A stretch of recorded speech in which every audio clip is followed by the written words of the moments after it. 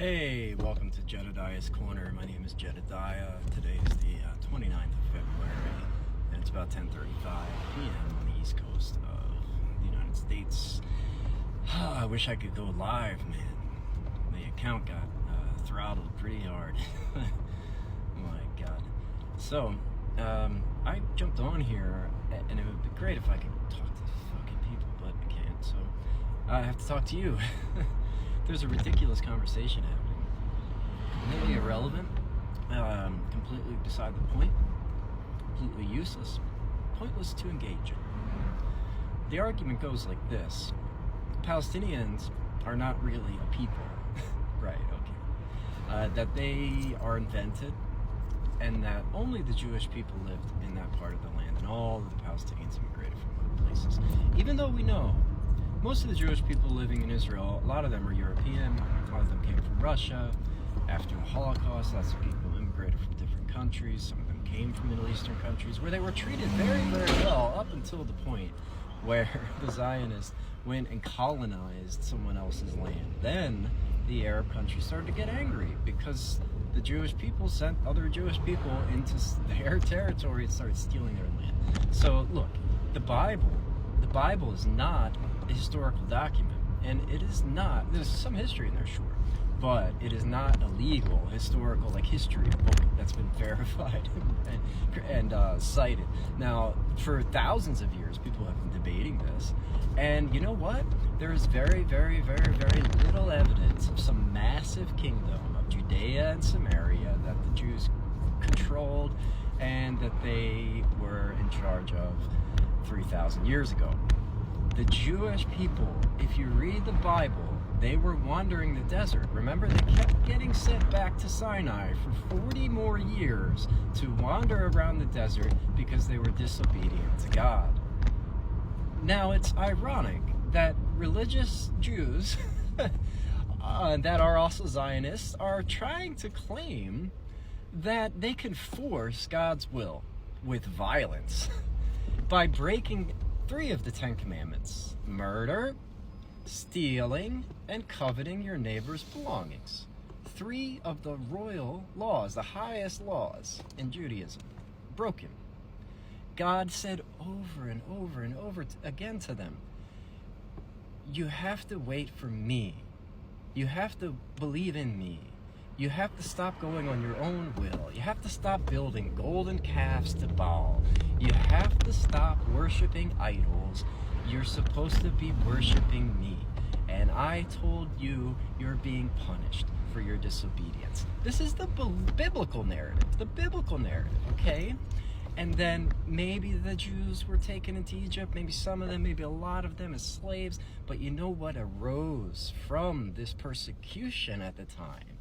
By the Egyptians of the Jewish people, a myth to comfort the oppressed, to give people a sense that they have a history where they haven't just been pushed around by everybody, where once God stepped in and did all of these magical things. Now here's some of the magical things that we're expected to believe in some sort of book that is supposed to give them legal right to the land. They have a story of a man named Samson who had to grow his hair long because as long as he kept his hair long, he was super strong. And then they captured him, they cut off all his hair, but then God gave him, even though they blinded him, God gave him the ability to push the pillars of the temple over and crush all the evil persecutors. Do you think that really happened?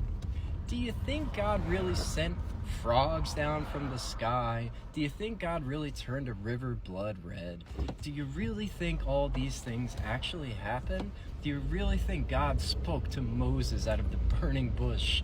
God spoke to Moses at the top of a mountain and gave him these stone tablets with his laws etched on them.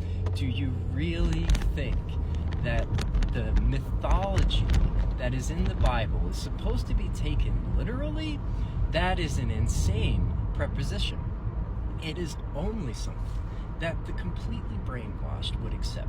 And I can tell you this for a fact because I grew up being taught this. I grew up being told to accept this uncritically as truth. But then as you get older, and hopefully you start to think for yourself, you'll start to look into these fantastical children's fairy tales, and you can see that you have to read between the lines. Now, there's a couple of pieces of evidence of 2 Zacharian kings.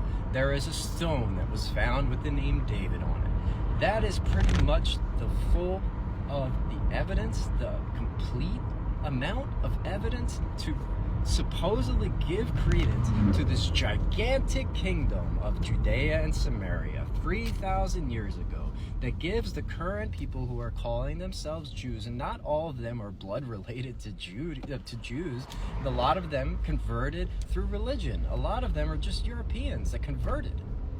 So you're going to say that anyone who decides to convert to a specific religion then has more authority than all the international laws, more authority than human rights, more authority than anything else.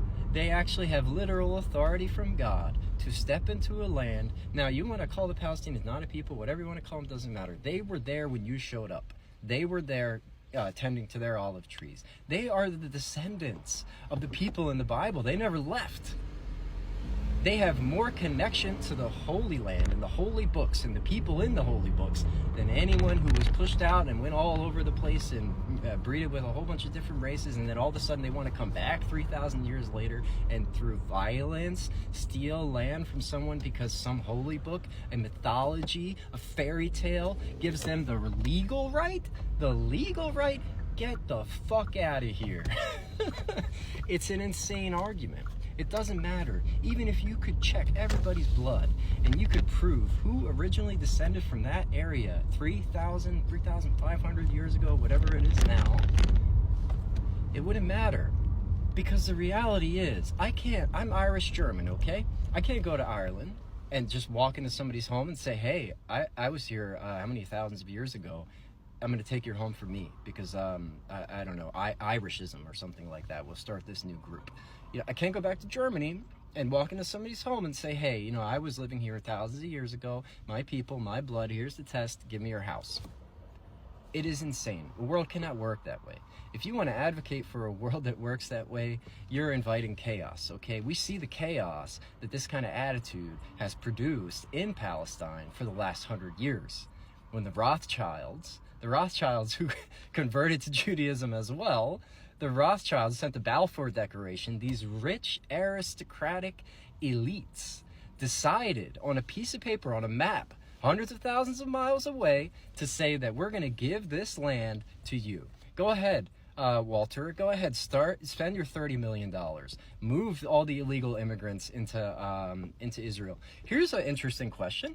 How did Israel get a nuclear weapon? Why don't you look into that one? Because that's a big fucking scandal. A big, giant fucking scandal. How did this rogue state get a nuclear weapon? Israel has always been backed by incredibly powerful people. This is a settler colonial enterprise, nothing else.